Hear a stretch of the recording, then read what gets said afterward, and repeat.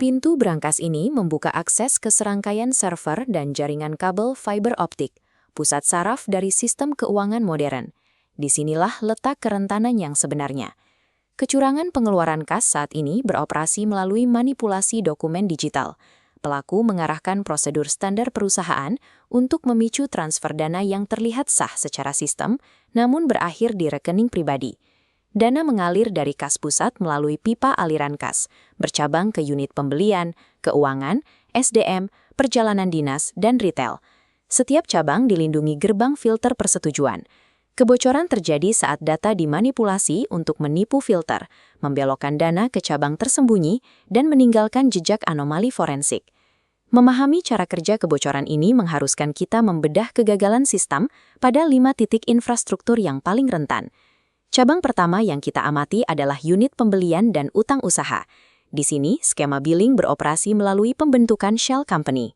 Pelaku mendaftarkan entitas fiktif sebagai vendor resmi agar bisa menyuntikkan invoice palsu langsung ke dalam siklus pembayaran.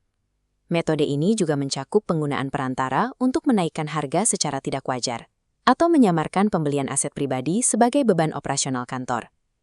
Dalam kasus PT Sinar Abadi, seorang staf mendaftarkan vendor jasa perawatan AC milik kerabatnya.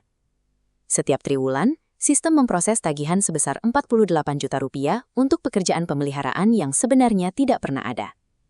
Pembayaran lolos karena verifikasi hanya terfokus pada kelengkapan administrasi. Selama dokumen pendukung terlihat lengkap di atas kertas, sistem menyetujui pengeluaran tanpa validasi fisik atas jasa yang diterima. Garis datar yang berulang pada grafik ini menunjukkan pola tagihan vendor fiktif yang identik setiap bulannya. Pola ini kontras dengan fluktuasi normal vendor asli, dan seringkali disertai data alamat vendor yang serupa dengan alamat pegawai. Skema billing berhasil dengan memanfaatkan celah antara validitas dokumen formal dan kenyataan operasional. Pada cabang keuangan, fokus beralih pada tahap penerbitan instrumen pembayaran fisik maupun digital. Cek tampering bekerja dengan mengintervensi instrumen pembayaran itu sendiri. Pelaku menyasar cek atau instruksi transfer yang sudah diotorisasi, namun belum dikirimkan kepada penerima. Vektor serangannya meliputi pemalsuan tanda tangan otoritas, manipulasi data penerima pada cek yang telah ditandatangani, hingga pengalihan dana melalui pengesahan palsu. Tinta hitam yang melebar dan merusak serat kertas ini merupakan indikasi adanya reaksi kimia dari upaya penghapusan nama penerima asli. Pada kasus PT Maju Jaya, seorang kasir mengubah nama pada cek senilai Rp12 juta segera setelah dokumen tersebut ditandatangani oleh direktur. Penggelapan ini tertutup karena catatan pada buku besar internal tidak berubah. Sistem tetap mencatat pembayaran kepada vendor yang sah, sementara dana secara fisik telah dialihkan ke rekening lain. Jejaknya tersisa pada nomor urut cek yang hilang, nominal yang sengaja dibulatkan untuk mempermudah pencairan, serta ketidaksesuaian antara fisik cek yang dibayarkan bank dengan register perusahaan. Manipulasi ini mengeksploitasi jeda waktu kritis antara saat pembayaran disetujui secara manajerial dengan saat dana dieksekusi secara fisik. Cabang SDM mengelola database penggajian yang secara otomatis menghasilkan aliran dana bulanan. Disinilah payroll fraud menyusupkan data input yang korup. Modus ghost employee bekerja dengan menyuntikkan identitas fiktif ke dalam daftar gaji. Sistem secara otomatis mengirimkan upah ke rekening yang dikendalikan oleh pelaku. Supervisor SDM menciptakan profil pegawai kontrak palsu bernama Rudi Hartono. Dengan alasan penempatan di proyek luar kota, verifikasi fisik terhadap Rudi tidak pernah terjadi. Sementara gajinya terus mengalir setiap bulan. Vektor lainnya adalah manipulasi jam kerja. Supervisor menaikkan data lembur timnya di sistem, lalu menagih selisih uang tunai tersebut secara pribadi dari para pegawai setelah gaji mereka cair. Database menyimpan pola peringatan berupa nomor identitas pegawai yang tidak lengkap, rekening bank ganda untuk nama yang berbeda, serta lonjakan lembur yang tidak berkorelasi dengan output produksi.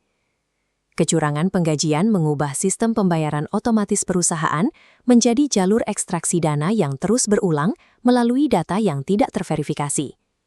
Transisi ke cabang perjalanan dinas memfokuskan kita pada sistem penggantian biaya operasional karyawan. Expense reimbursement fraud melibatkan manipulasi klaim biaya pribadi agar perusahaan membayar lebih tinggi dari beban operasional yang sebenarnya dikeluarkan. Taktik yang digunakan mencakup klaim biaya fiktif, penggelembungan nilai nota, serta pembebanan makan malam keluarga sebagai jamuan klien perusahaan. Artefak digital yang muncul pada bagian angka ini merupakan sisa dari proses penyuntingan gambar pada struk fisik. Pada perjalanan dinas ke Surabaya, seorang manajer mengubah invoice hotel dari 850.000 menjadi 1,45 juta rupiah menggunakan perangkat lunak penyuntingan. Tingginya volume klaim seringkali membuat proses persetujuan hanya bersifat formalitas. Verifikasi cenderung hanya memastikan adanya bukti fisik, tanpa menguji integritas data yang tertera di dalamnya. Jejak forensiknya meliputi nominal klaim yang bulat, transaksi pada hari libur, serta format nota yang seragam meskipun berasal dari vendor yang berbeda. Skema ini berkembang pesat dalam alur kerja administratif yang memiliki intensitas tinggi namun tingkat pengawasan yang rendah. Pada unit retail, kecurangan terjadi melalui manipulasi transaksi yang telah terekam secara resmi dalam sistem point of sale. Pelaku mengubah catatan digital penjualan atau pengembalian barang untuk menyeimbangkan saldo kas di sistem, sementara uang tunai secara fisik diambil dari laci. Manipulasi dilakukan melalui fitur pembatalan transaksi yang tidak sah atau pembuatan data pengembalian barang palsu. Kasir menerima pembayaran Rp500.000, namun membatalkannya secara retroaktif di mesin register setelah pelanggan pergi. Secara sistem, transaksi dianggap batal, sehingga kasir dapat mengambil uang tersebut tanpa menyebabkan selisih pada laporan harian.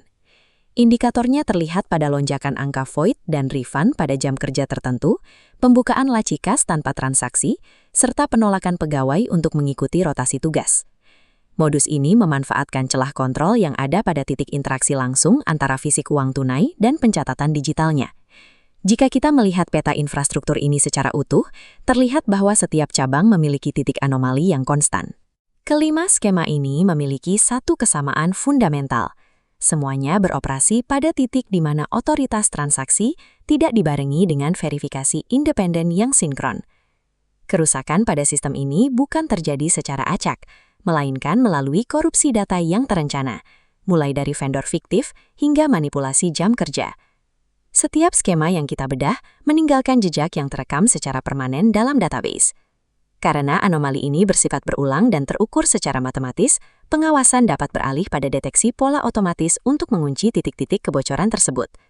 Red flag seperti duplikasi nomor rekening atau pola tagihan yang statis merupakan deviasi yang dapat diidentifikasi melalui analisis data yang sistematis.